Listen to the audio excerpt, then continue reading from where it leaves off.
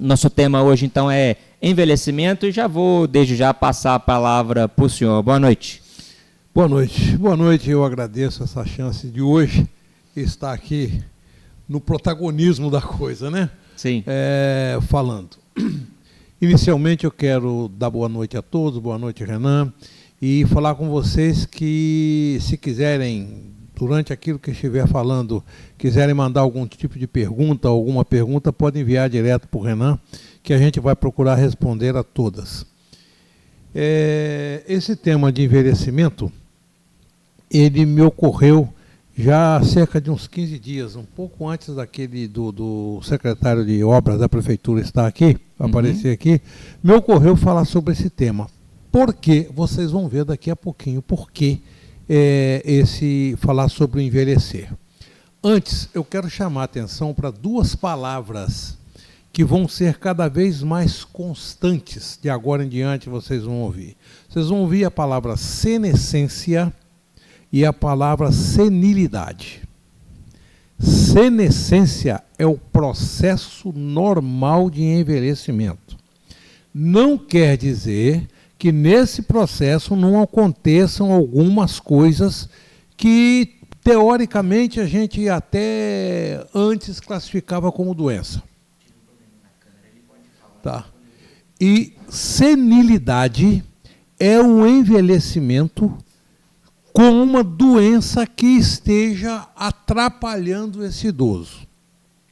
Então, o idoso senescente é uma coisa, que não quer dizer que ele é perfeito, porque nós já somos imperfeitos só de estar aqui, né? E o idoso senil é aquele que, além de estar idoso e velho, ele tem alguma doença, alguma comorbidade que atrapalha a vida dele e que precisa de alguns cuidados especiais, além dos cuidados normais do senescente. Por que isso? Há cerca de 50 anos, nós estamos num processo rápido de envelhecimento, a ponto desse ano, 2025, 2026, o Brasil deve ser a sexta população de idosos do mundo, ou seja, o Brasil é o sexto país que mais tem idosos, para nós aqui, acima de 60 anos. Mas por que nós estamos nesse processo de envelhecimento?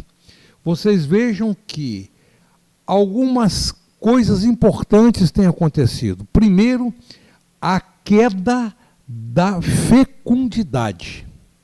Você hoje não encontra mais famílias com 7, 8, 9, 10, 12 filhos, como já foi outrora. Isso daí, eu quando dava aula de geografia, a gente falava, né, da questão da redução da natalidade, e isso vem impactando, né, no envelhecimento da população. Sim. A gente dava aula de geografia, tinha a pirâmide etária, né, que ela era, antigamente, ela era nessa forma, né, então ela já está ficando assim. Isso. Né, porque tem nascido menos pessoas. Porque, além de nascer menos, das famílias estarem diminuindo, também vive-se mais. A evolução da medicina tem permitido que se viva mais. Eu me lembro muito bem, quando eu formei, o índice a média de idade aqui no Brasil para se chegar na morte era em torno de 68 a 70 anos. Hoje nós já estamos em 78, 79. Eu me lembro muito bem, na minha época eu gosto de falar como aquele camarada da escolinha do Chico Anísio, que quando eu era menino pequeno aqui em Alegre, quando a gente tinha na faixa tal, eu estava aí na faixa dos 10, 11 anos, a gente via uma pessoa de 60 anos de idade, 55, era uma pessoa muito velha. Hoje, uma pessoa de 60 anos está em plena atividade. Eu, por exemplo, a minha idade eu posso falar, não preciso ter vergonha dela, nem preciso pedir licença a ninguém, eu posso falar, eu tenho 72. E estou trabalhando até hoje, direto. Muito diferente do que acontecia há anos atrás. Então, existe uma possibilidade de se viver mais. Essa possibilidade de se viver mais faz com que possam aparecer algumas doenças que antes não apareciam. Por quê? Porque antes você morria mais cedo.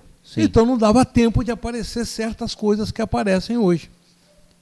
Só que o Brasil, sendo a sexta potência mundial em idosos, ele já tem esse ano, 2025, 2026, média de 32 milhões de pessoas idosas, ou seja, 15% da população.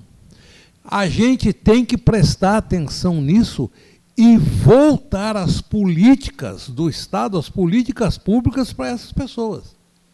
Então você pode falar, mas o Observatório Social de Alegre, vocês ficam falando que é para poder falar sobre Alegre, sobre o crescimento de Alegre, o que fazer para melhorar Alegre, e o que fazer para melhorar Alegre, uma delas é você facilitar ou melhorar para o idoso.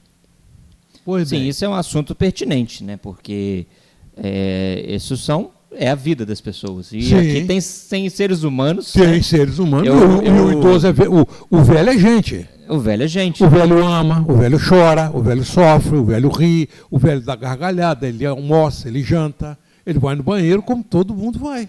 Sim, claro. Só que com o aumento da faixa etária para final de vida, aumenta um negócio chamado doença crônica não transmissível. Uhum. A gente consegue ver o velho ficar mais impotente. Antes, há tempos atrás, a problemática era a criança, era a pediatria.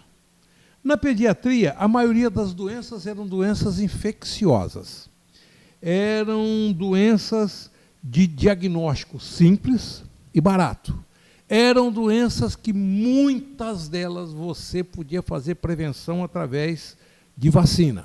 Uhum. E como a doença era infecciosa, o tratamento era curto e eficaz. Então, você tinha pneumonia, você tinha as infecções que você usava antibiótico durante 7 a 10 dias e acabou, estava curado e a criança voltava para lá. E era uma coisa curta. E existiam as vacinas. Quem é que não se lembra das campanhas de vacinação que existiam, do Zé Gotinha aí na rua, erradicação de poliomielite, sarampo, cachumba, rubéola, tétano, tudo isso. Uhum. Quem não se lembra dessas campanhas? Essas doenças, elas não deixaram de existir. Sarampo existe, cachumba existe, coqueluche existe, a poliomielite, que é a paralisia infantil, existe, só que elas foram controladas ou foram colocadas de lado por causa do efeito da vacinação em massa. Quando você vem e a criança, na criança também tinha uma outra coisa importante, o tratamento era eficaz, curto e resolvia. Quando o tratamento não resolvia, o que acontece? Vem a morte. Vindo a morte, resolvia do mesmo jeito. Então era uma coisa curta. No idoso agora a coisa muda. São doenças que não são de fácil diagnóstico, o diagnóstico é trabalhoso e caro, não tem uma prevenção eficaz, a não ser a vacinação que ele fez lá na infância, vacinação que hoje você tem contra a Covid e outras vacinas que vão aparecendo, já vai aparecer a de dengue, por aí, mas não tem uma prevenção eficaz. Por exemplo, uma doença que todo mundo gosta, que todo mundo fala e tem um medo dela danado, é a doença de Alzheimer. Qual é a prevenção da doença de Alzheimer? Não se sabe ainda hoje. Tem muitas coisas que se pode fazer, mas não se tem certeza. Se você fizer isso, você não vai ter Alzheimer. Mas a gente tem que atuar na prevenção.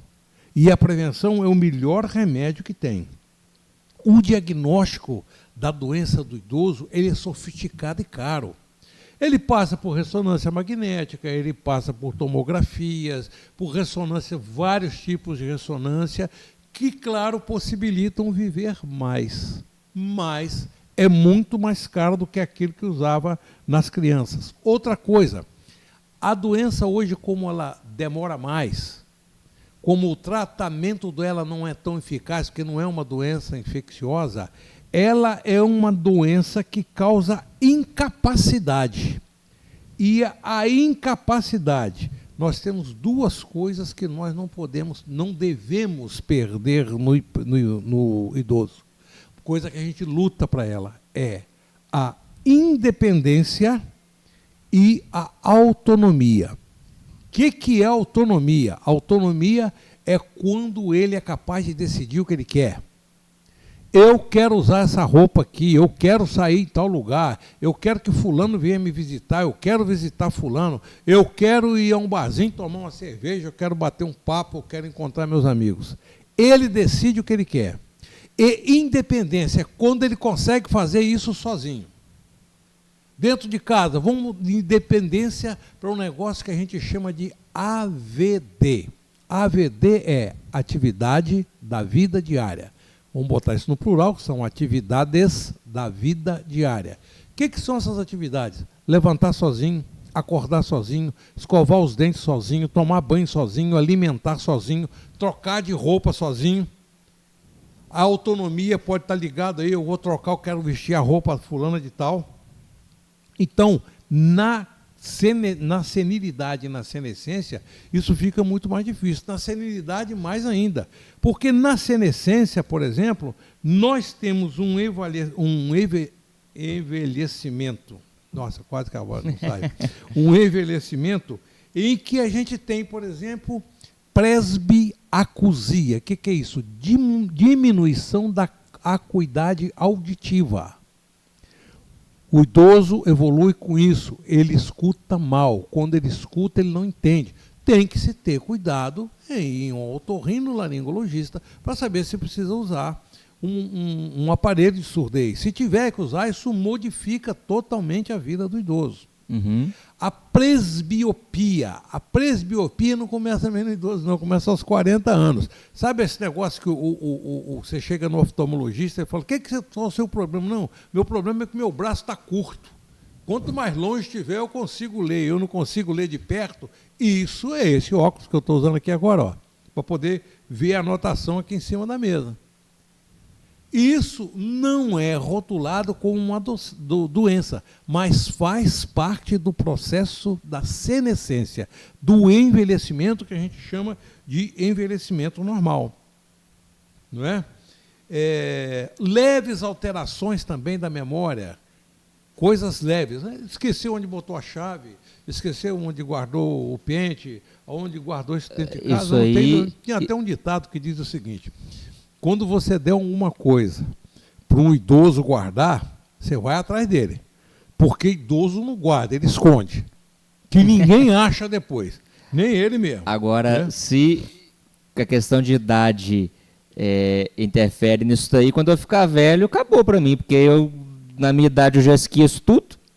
Eu, às vezes, até tenho que pedir desculpas a você que está aí nos assistindo, que eu, por diversas vezes, eu não dou conta da quantidade de mensagem que a gente recebe aqui no Observatório, porque o doutor Fernando está aqui nos bastidores, só que as demandas que a população me manda pelo WhatsApp são muitas, às vezes eu não dou conta de repostar, de responder, e a gente gosta de, às vezes, dar uma editada, tem que se verificar os fatos antes de postar, para evitar, né, problemas. Então, assim, às vezes é muita coisa para mim, eu acabo esquecendo também, mas acho que pode ser até normal, devido ao volume de informação, né? Sem dúvida, isso é um processo normal. Isso é um processo normal. O tratamento das doenças do idoso normalmente são tratamentos prolongados. Quando um idoso cai e quebra um colo de fêmur, ele não recupera com 30 dias. Quando recupera. Quando ele quebra um braço, ele não recupera tão rápido quanto a pessoa nova. E quando ele está nesse processo de recuperação, ele demanda a ajuda de terceiros.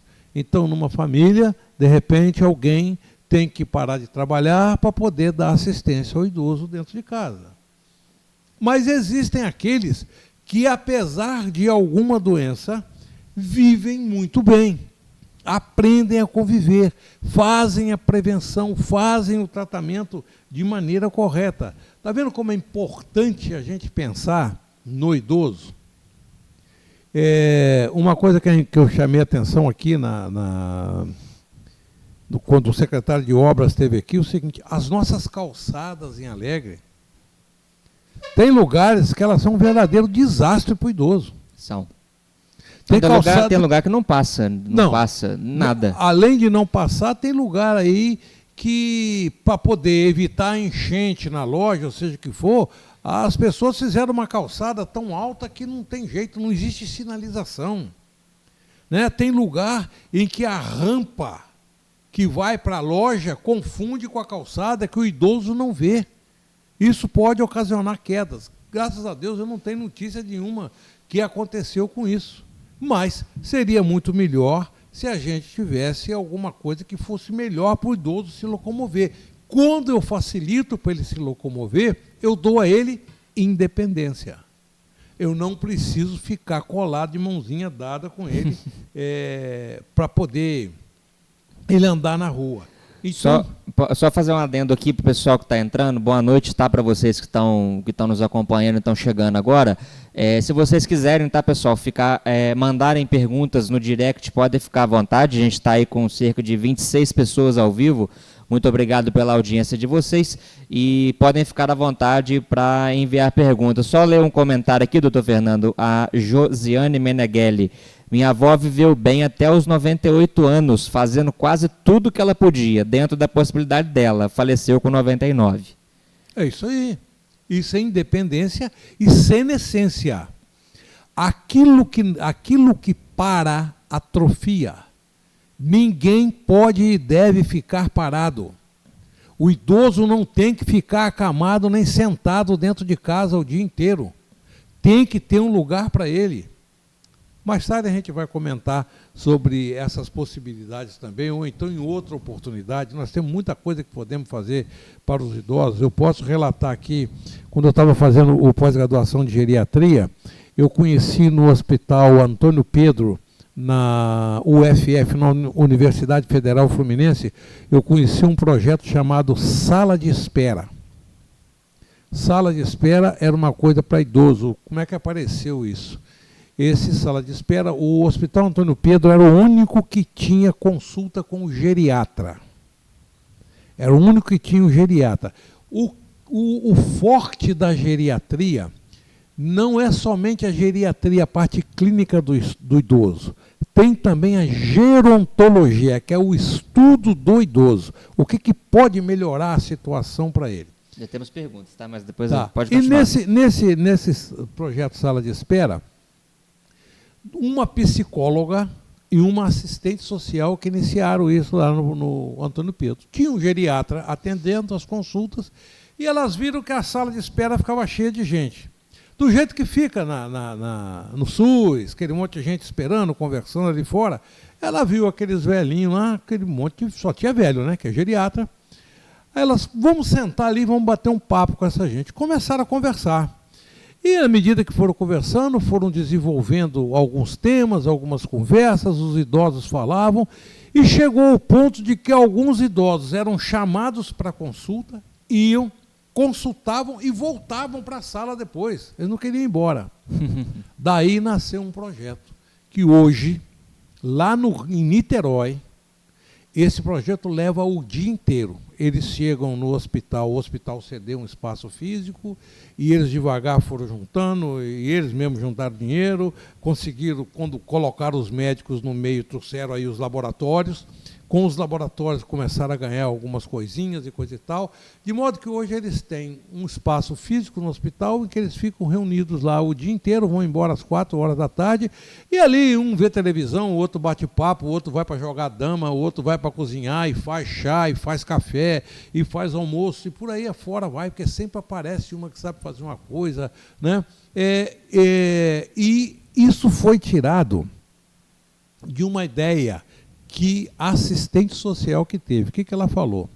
Ela falou assim, você olha uma fila de banco onde só tem homem. Fica todo mundo de cara fechada, de braço cruzado, respirando fundo, bufando, porque não chega a hora. Olha uma fila de banco onde só tem mulher. demora ao mesmo tempo. Ela sai dali com receita de doce, ela sai quem é que faz o frango assado, o que bota de tempero diferente, o que o fulano faz no pastel, o que o outro sabe de tudo. Sai com receita de crochê, sabe quem sabe fazer crochê, quem sabe fazer tricô, quem sabe fazer esse negócio todo. Aproveitando o tempo. Então, baseado nessa ideia, eles fizeram essa sala de espera. Tem histórias dessa sala de espera, depois a gente conta nelas, mas é um centro de convivência de idosos. Aqui em Alegre, nós temos mais do que chance para isso, porque temos um lugar pequeno, uma cidade pequena, de locomoção muito fácil, não é um Rio de Janeiro que precisa pegar ônibus para isso e para aquilo, a locomoção aqui é facílima, né?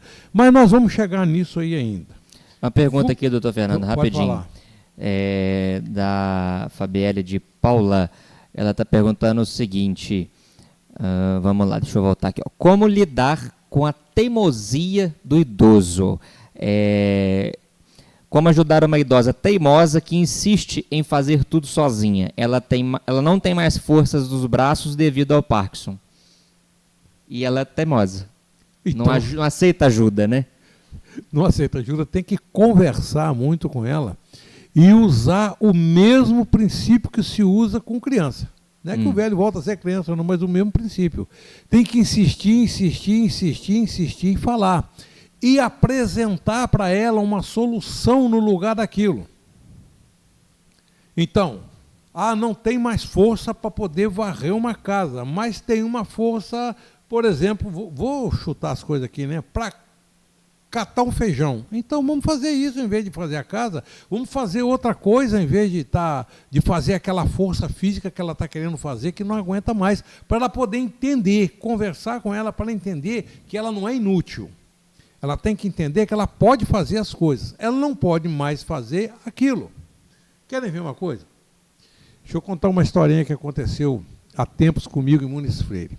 Eu atendia em Muniz Freire, quando o doutor Delcio era prefeito, eu atendia no SUS uma vez por semana. E um dia eu estava lá almoçando para atender, eu tinha atendido a parte da manhã, ia atender na parte da tarde. Chegou um senhor perto de mim e perguntou se eu não ia atender ali.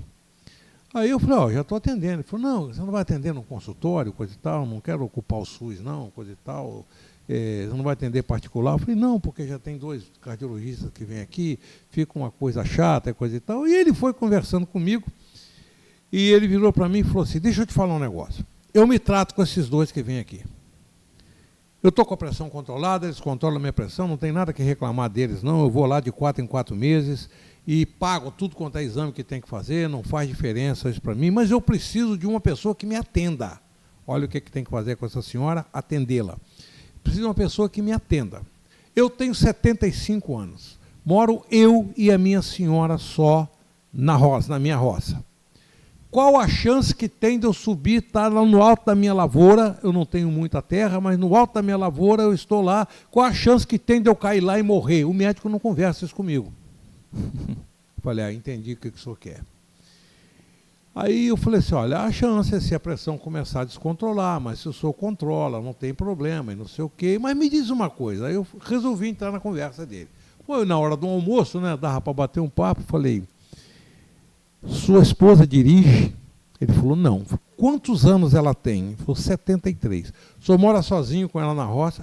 E nós ficamos a 11 quilômetros aqui de Muniz Freire. Falei, tá bom. Então, imagina essa situação.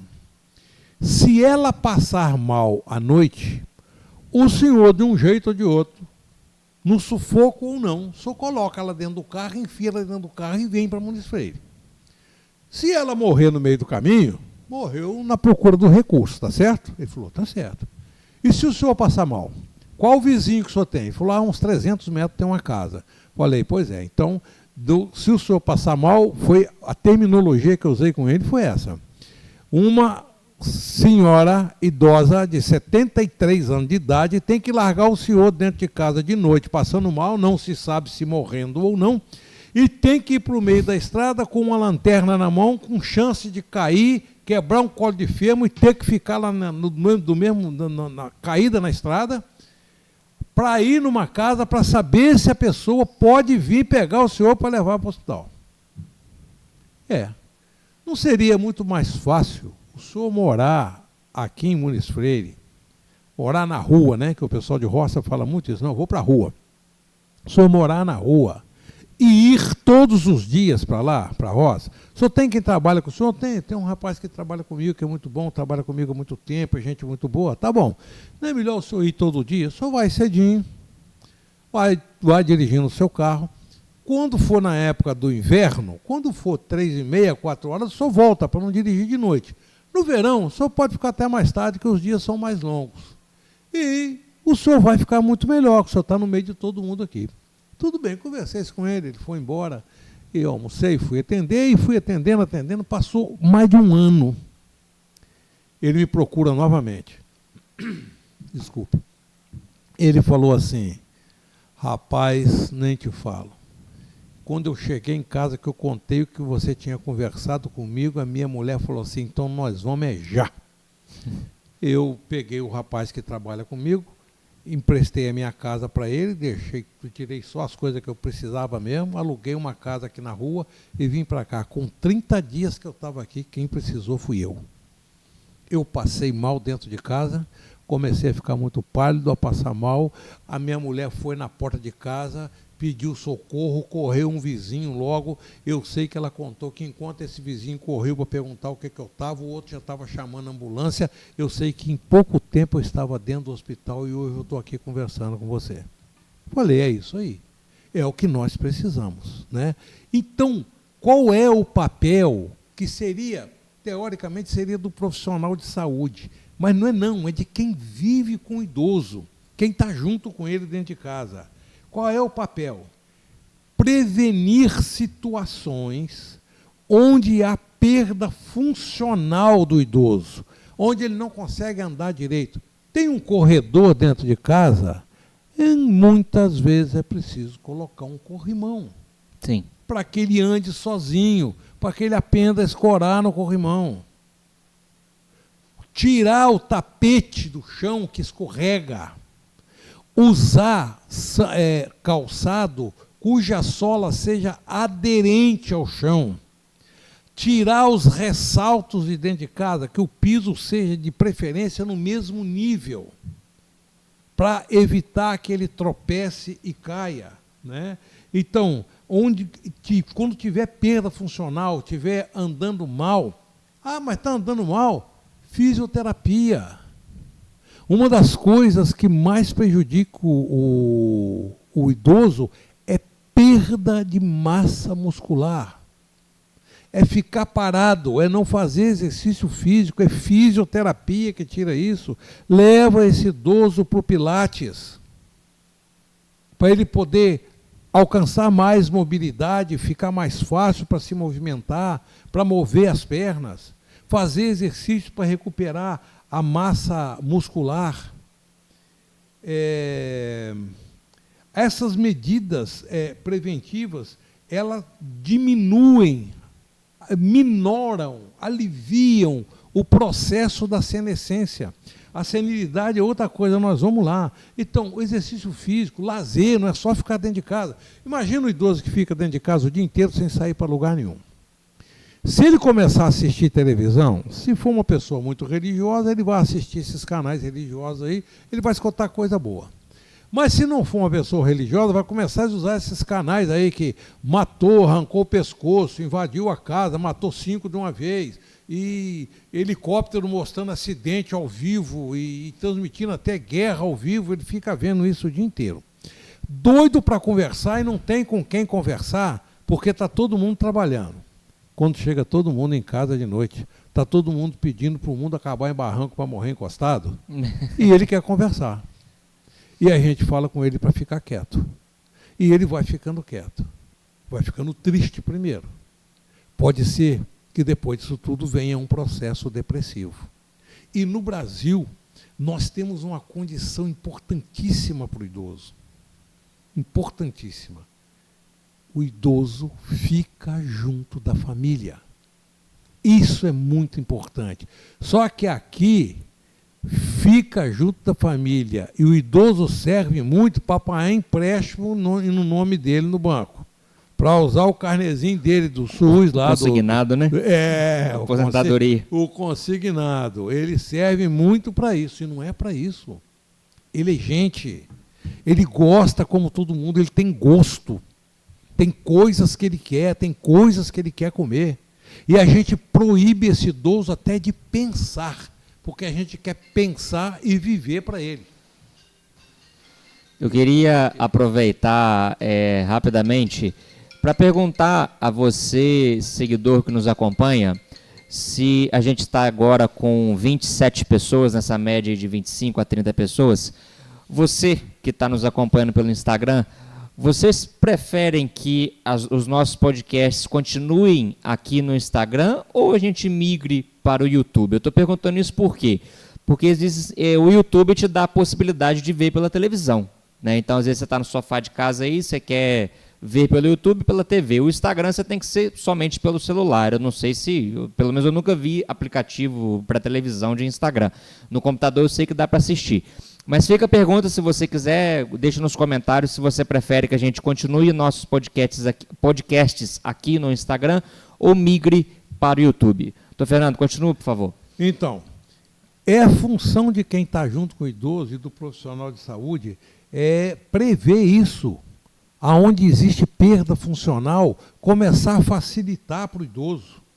Né? Medidas preventivas e medidas de tratamento, que o tratamento depende do familiar também, em relação às doenças crônicas. Por exemplo, quem tem doença DPOC, doença pulmonar obstrutiva crônica, que precisa estar fazendo exercício respiratório, precisa tomar o remédio direito. Quem tem hipertensão arterial, tomar o remédio direito, vigiar se está tomando o remédio, porque ele complica uma coisa com a outra. Né?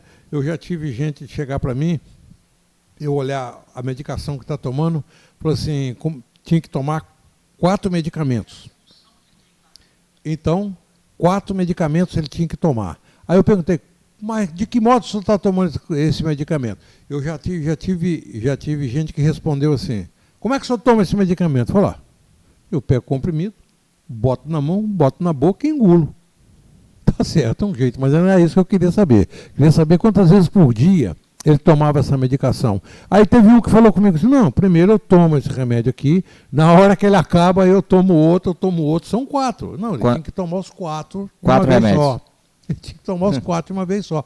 É preciso explicar isso. É preciso aprender a separar a medicação em casa, nos potes, para de dia, para de noite.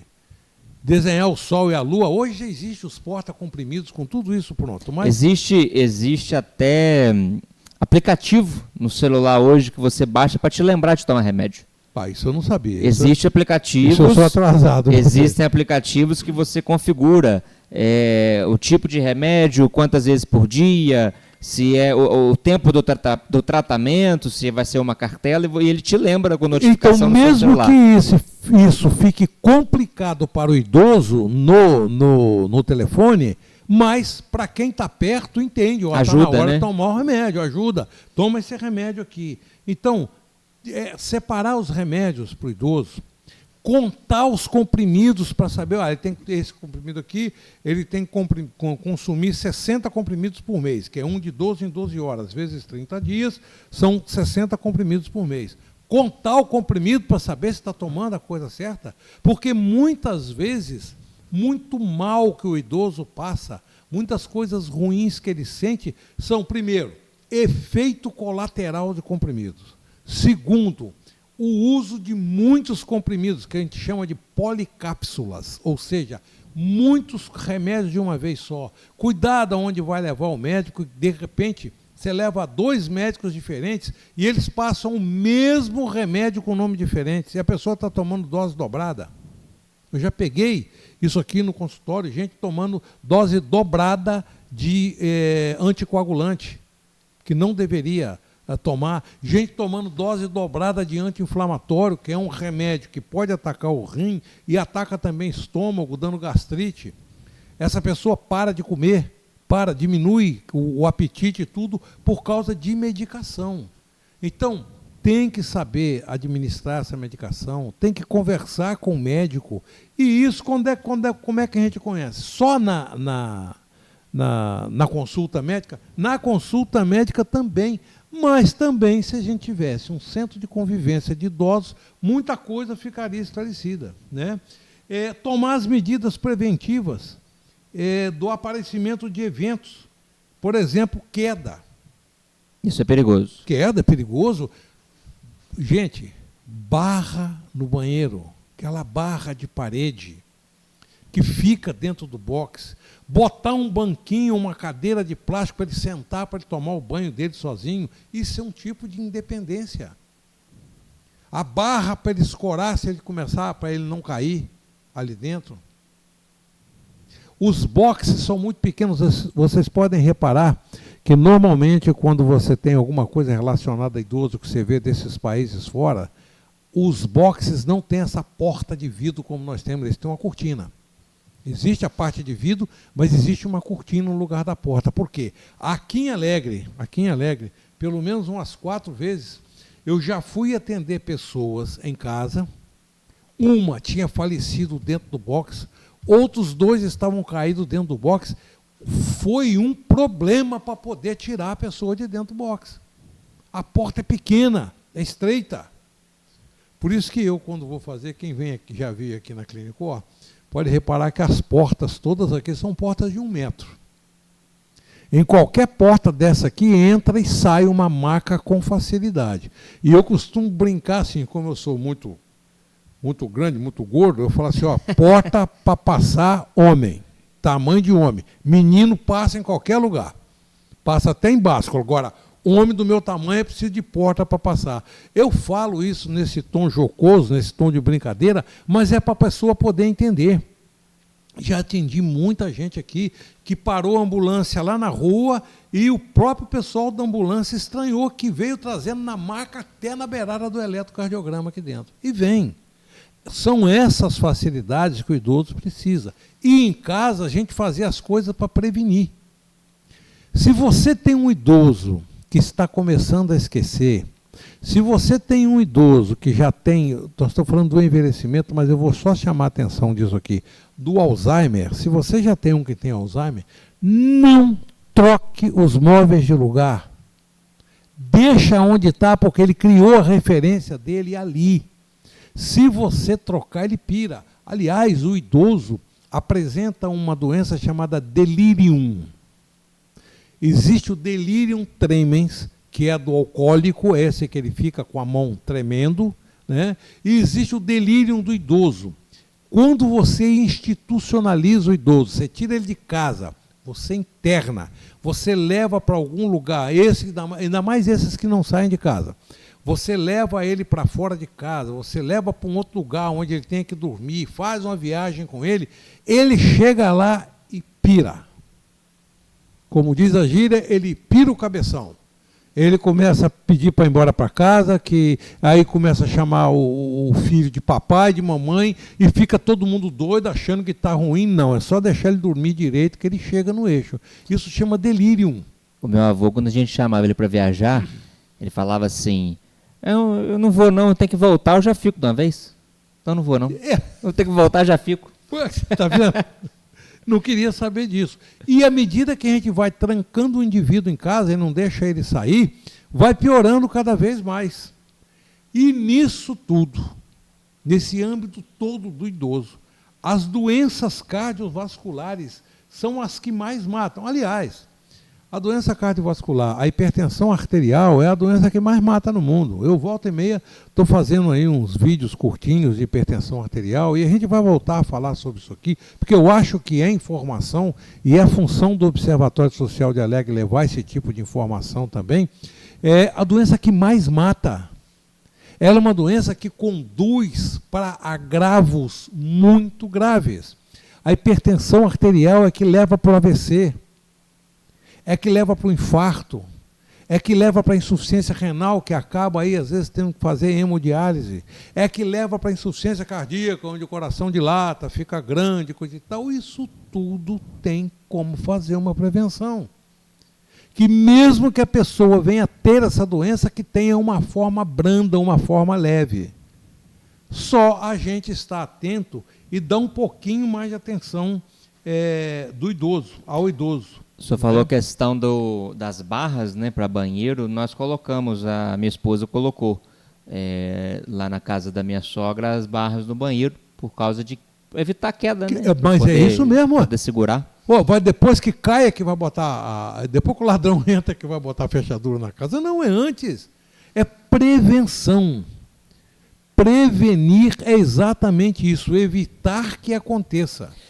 Deixa eu só fazer um adendo aqui, um comentário aqui da Renata Gaspar. Essa live vai ficar gravada? Sim. A live está sendo transmitida pelo Instagram, inclusive vou repetir a pergunta se vocês preferem que a gente faça os próximos podcasts no YouTube. Mas essa live vai para o YouTube, tá? Está sendo transmitido aqui pelo Instagram, mas eu estou gravando. Aí, no máximo, amanhã até o final do dia, essa transmissão vai ficar na íntegra no nosso canal do YouTube, nosso canal lá no YouTube, tá bom? Só para esclarecer. Pode continuar, tá falando. E nós temos que lembrar também que o homem não é só corpo. Envelhecer é saber viver. O envelhecimento, ele é um processo normal. Tem um moço aí que dá uma entrevista aí que publicaram aí no YouTube. Então, porque dá para nós aqui o que tem que fazer, o que o senhor fez, que o senhor conseguiu alcançar essa idade de 99 anos, qual o senhor tem algum conselho para dar? Ele falou, tenho, é só não morrer. Não morre que você fica velho. Não morrer, de fato. É só não morrer, que fica velho. Não é? Então, o envelhecimento é um processo normal. Em algumas pessoas, o envelhecimento se manifesta mais do que nas outras. Os processos da velhice se manifestam mais do que nas outras. Por quê? Porque o envelhecer é um contínuo da vida da pessoa, daquilo que ele veio desde cedo. Se você tem uma pessoa que toda a vida abusou demais, que bebeu demais, que fumou muito, que perdeu muita noitada, que passou muita noite acordado, fazendo besteira, fazendo o que não precisava, se desgastando, claro que a conta vai chegar. Porque não existe almoço de graça. Ele vai ter que acertar as contas com isso. E como é que as contas vão ser acertadas? À medida que a vida vai te cobrar. Não tenha dúvida que vai cobrar. Alguns nem sabem que a vida está cobrando. Querem ver uma coisa? A pessoa que pensa mal, a pessoa carrancuda, a pessoa que deseja mal aos outros, ele envelhece de uma forma terrível. Ele vai ficando isolado, sofre e não sabe nem por que está sofrendo. E saber envelhecer é você saber usar a sua idade, saber usar aquilo que está acontecendo com você para o seu bem-estar. Rapidinho, outra observação aqui. Pessoal, a gente está recebendo relatos aqui no WhatsApp que o nosso áudio está ficando mudo. Tem mais alguém com esse problema de som aí? Por favor, nos avisem nos comentários se a gente tiver com algum problema de áudio para a gente poder resolver, tá bom? Ao vivo é dessas coisas, né? Acontece. Mas, como eu disse, a transmissão vai ficar gravada lá no YouTube a partir de amanhã. Fernando.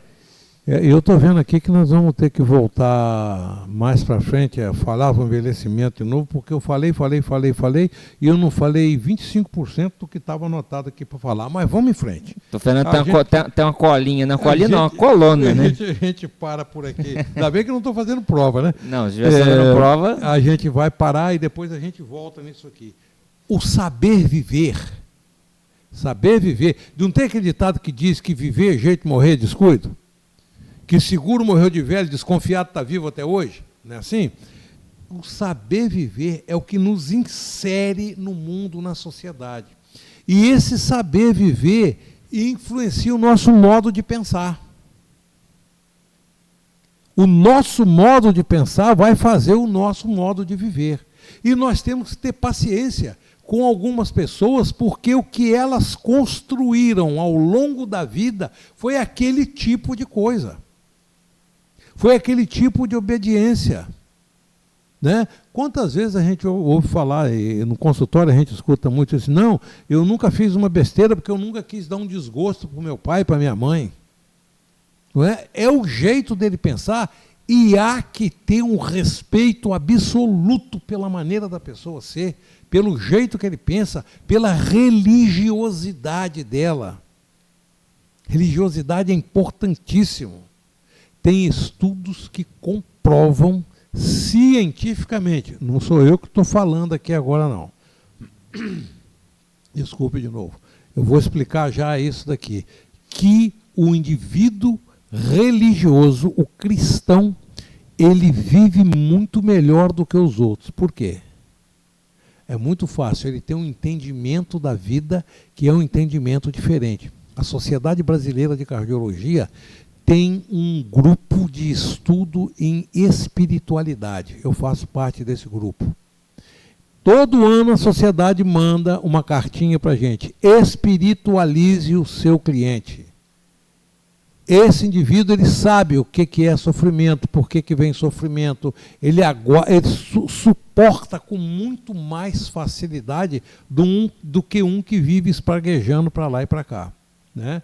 Uma hora nós podemos falar sobre essas coisas, assim, porque agora o nosso negócio seriam generalidades do envelhecer, né? Vivermos, temos que viver bem.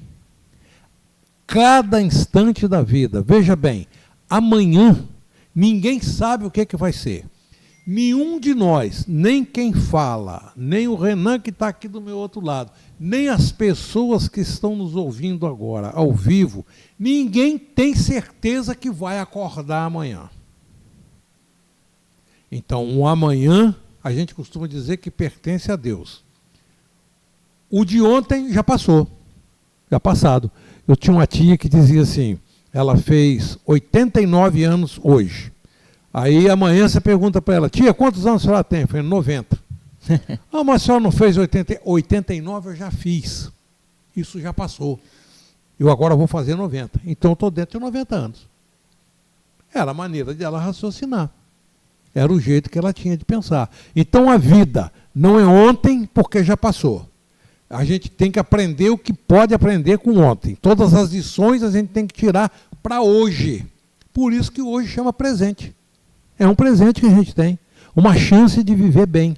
E isso nós temos que transmitir para as nossas pessoas, para os nossos irmãos.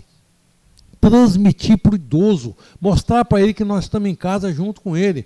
Vamos passear? Vamos passear. Claro, você não vai pegar um indivíduo com 80 anos e fazer ele subir o Pico da Bandeira a pé. Mas você pode sair com ele aqui perto de casa. Porque se você sai, se você dá atenção ao idoso, você está fazendo com ele aquilo que você gostaria que fizesse com você, se você ficar velho. Porque ele, velho, já está. E quem está aí na faixa dos 30, dos 40, 40 e pouco, não sabe se vai ficar velho. Agora o outro já está. Não é? Eu tenho um colega que falou para mim assim, há 2 anos atrás. Nós dois somos da mesma idade. Vamos fazer 72 anos. Ele falou assim, Fernando, você não está apavorado, não? Ligou para falar comigo no telefone. Você não está apavorado, não? Apavorado com o quê? Rapaz, eu nunca dei bola para a idade. Ele é pesquisador, hein? É professor, doutor, pesquisador, engenheiro de comunicação de satélite, coisa e tal. Ele falou assim, não está apavorado, não? Eu nunca dei bola, não, Fernando. Nunca dei bola para a idade, para isso, não. Rapaz, nós vamos fazer 70 anos. Eu falei, quem não fez, morreu. Acabou. De fato. Um fato muito... Aí ele falou, rapaz, tem outra coisa para falar? Nós vamos fazer 70. E vamos fazer 80, se Deus quiser, e 90. E ainda falei com ele, o seu tio, ele é sobrinho do seu Ari, e o seu tio, se der uma bobeira, nós passamos 105 dele. É assim a vida. A função nossa é auxiliar quem está perto. Se esse idoso é um ente querido nosso, melhor ainda. Mais fácil para a gente estar perto. E o idoso, ele se alegra com muito pouca coisa. Não é? Então, a vida é o presente, né? Ensinar para esse idoso ter uma postura mental positiva diante da vida. Uma postura mental de positivismo, de coisa boa, aguardando coisa boa acontecer. Não precisa falar para ele que ele vai morrer, não, que uma hora a gente pode falar sobre morte aqui também. Já estudei bastante isso. Podemos falar sobre morte aqui, tá? Se alguém quiser, é só pedir que depois a gente fala, né? Então, o olhar que nós temos sobre as coisas, como a gente olha, é que vai definir tudo. Temos ao vivo 49 minutos. Tá, vamos falar mais um pouquinho, depois a gente para, porque senão vai ficando muito extenso. E se deixar, eu falo aqui 2 horas, eu vou falando 2 horas aqui direto. Adoro falar, não sei como é que o senhor não virou político. Não, fala isso não. Fala isso não. O candidato a vereador não, doutor Fernando? Hein? Quer candidatar a vereador não? Não, quero candidatar a nada não. Olha aqui, ó. Estudos científicos apontam que 90% dos idosos, em cada 100 idosos, 90 apresentam uma doença crônica não transmissível. Por exemplo, hipertensão arterial, insuficiência cardíaca, dor articular, varizes. São coisas que vão limitando e que têm tratamento. 90% apresenta isso. 50% dos idosos precisam de ajuda para executar pelo menos uma atividade da vida diária, uma atividade instrumental. Por exemplo, limpar a casa, ir ao banheiro, comer, trocar de roupa, ir ao banco, precisa de ajuda para resolver alguma coisa para ele, ajudá-lo a pensar. E 25% de cada 100, 25 idosos têm sintomas de distúrbio emocional. São tristes. Ah, porque o idoso parece museu, vive do passado. Claro, a gente não fica trazendo ele para o presente, não deixa ele fazer alguma coisa, não estimula a fazer alguma coisa. Essa aí, quem é que falou que a avó dela viveu 98 anos? Ah, o comentário já está lá para cima agora. Já essa perdi. Que comentou, a avó dela estava muito certa. Ela estava vivendo, ela estava presente, ela sabia que ia chegar um filho em casa, ela sabia qual a comida queria fazer para ele, o que queria fazer para ele, o que ela queria comer. Isso é muito importante e nós temos que estimular as pessoas a fazerem isso. A seguidora falou aqui que está com tempo para ouvir até amanhã, que está muito bom. Eu agradeço, mas nós temos que dar um tempinho para dar um gostinho de quero mais, né? Tá certo. A velhice é um período em que aumenta a prevalência da doença crônica não degenerativa, né, não transmissível, que é essa aí, a hipertensão arterial, a insuficiência cardíaca, o diabetes, as dores articulares, as varizes, as tonturas, não é? As limitações físicas. Você já não começa... Eu falo sempre para os outros assim, olha, você quando fizer 70 anos, você vai notar um negócio muito importante.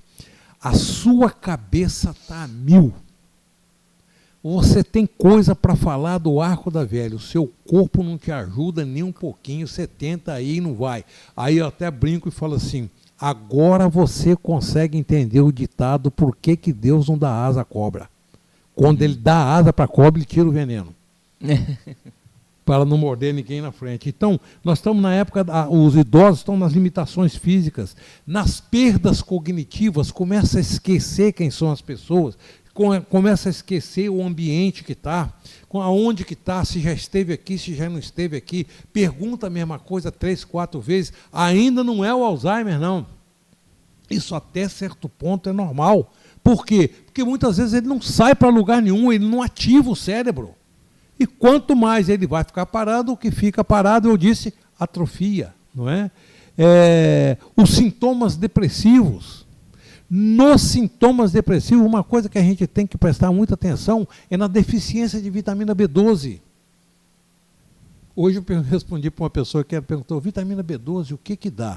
Eu falei, eu vou transmitir para você, porque a dela estava muito baixinha. Eu falei, vou transmitir para você numa coisa só, ver se você entende. Você sabe quando você está pedindo para o mundo acabar em barranco, para você morrer encostado? Ela falou, é assim que eu estou. Eu falei, é isso aí, a falta de vitamina B12. Não é?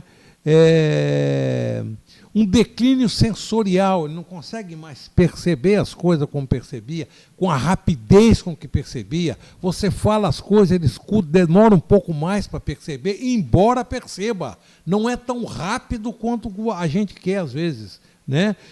Aumenta o risco de quedas, os acidentes.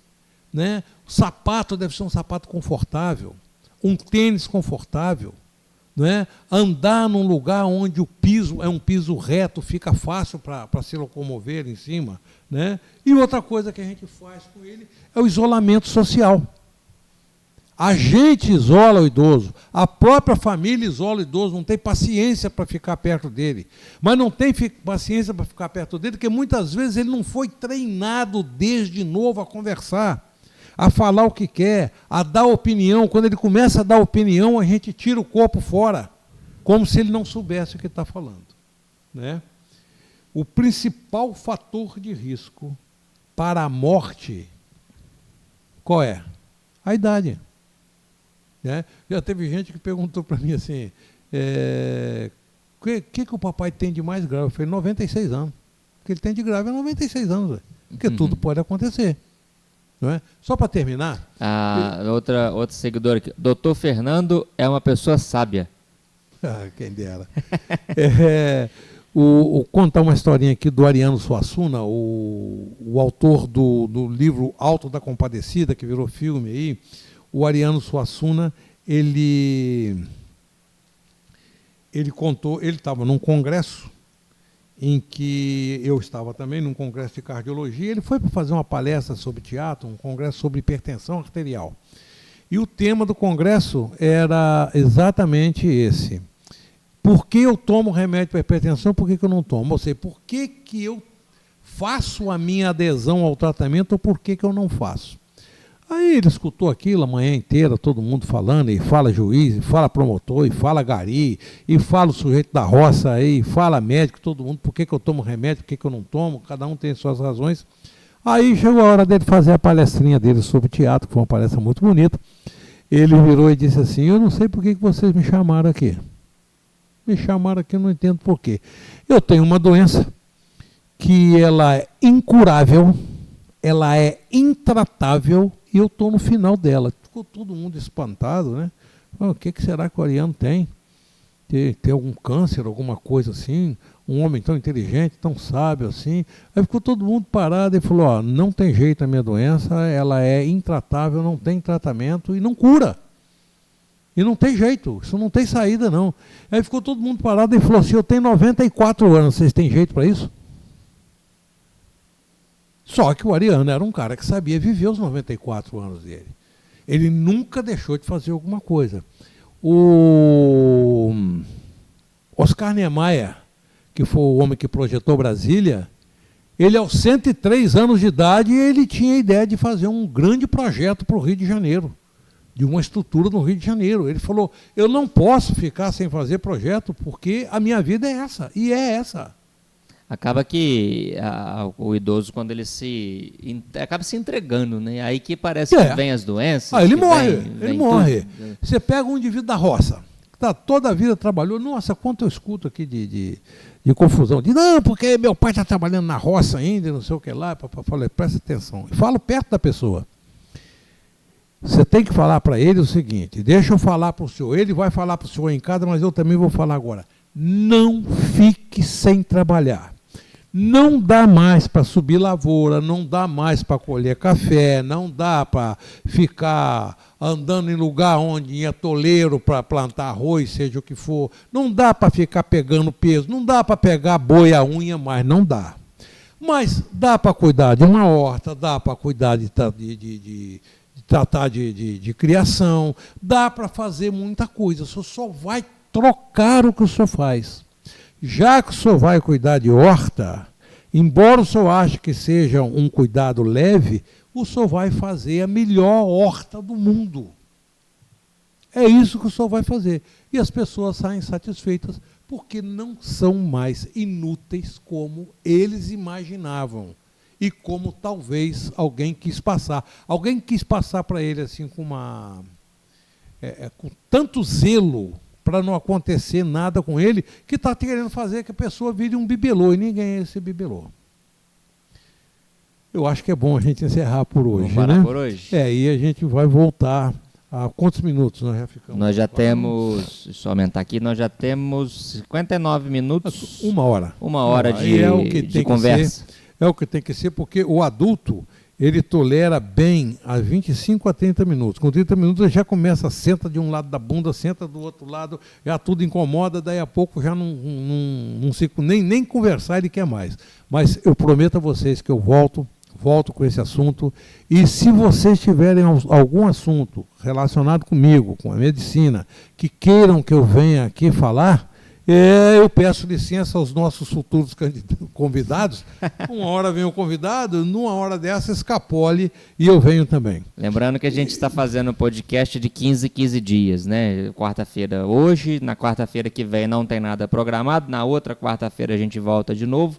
Vamos pesquisar alguém para a gente convidar, para chamar. E se o senhor quiser retornar também para continuar o assunto, a gente retorna com o senhor. E vocês usem o Observatório Social de Alegre para sugerir o que vocês querem. Porque a nossa intenção é levar para o nosso povo, para o povo de Alegre, e por acaso algumas pessoas que estejam até fora ouvindo também, levar algum tipo de conhecimento, algum tipo de solução para as nossas cidades. Eu agradeço a paciência de todo mundo. Coloco-me à disposição. Uma boa noite de sono para todos nós. Descansemos e pensemos nos nossos velhinhos que precisam muito da gente. Um abraço. Um abraço, Renan, e até a próxima. Valeu, doutor Fernando. Então, pessoal, só para a gente encerrar, eu já quero agradecer ao doutor Fernando pela conversa, o bate-papo bacana que a gente teve aqui sobre envelhecimento. E agradecer aos nossos patrocinadores que ficaram passando aí na tela, e dizer que esse vídeo, essa conversa, né, ficará gravada no nosso canal do YouTube, tá bom? Então, a partir de amanhã, no mais tardar na sexta-feira, mas eu vou ver se eu consigo colocar isso amanhã de manhã já no YouTube, para que vocês possam assistir essa gravação, que ficou com cerca de 1 hora mais ou menos, tá bom? Então a gente agradece a audiência, a gente agradece os comentários, muito obrigado, tenham todos uma boa noite, fiquem com Deus e até na semana, sem ser semana que vem, na outra a gente volta com outra pessoa, ou o doutor Fernando voltando, continuando no assunto sobre envelhecimento. Um abraço, fiquem com Deus e até o nosso retorno.